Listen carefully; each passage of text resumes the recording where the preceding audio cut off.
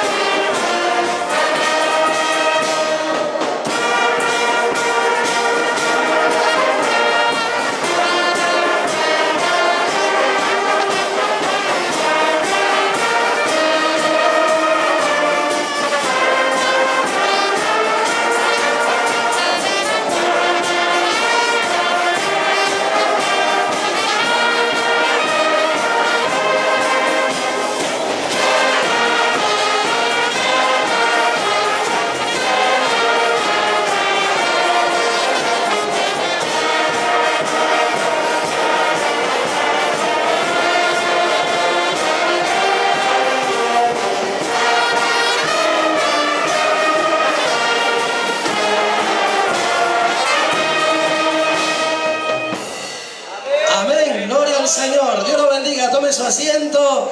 Realmente, hermano, es algo maravilloso ver, escuchar, sentir, aleluya, esta melodía. Firmes y adelante, huestes de la fe. Sí,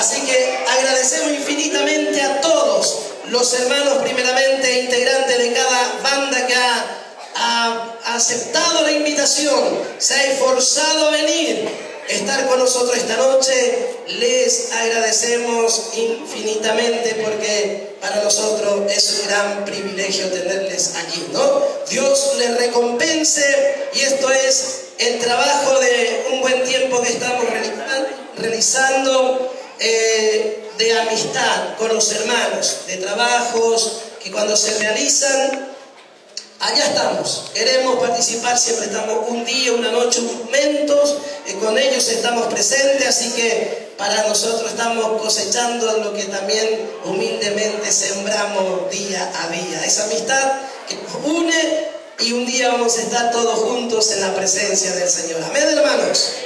No, es un solo cielo, no son 3 ni 4, menos, uno solo. Y el que tiene esa esperanza se purifica, se santifica, se prepara y vive esperando ese día glorioso.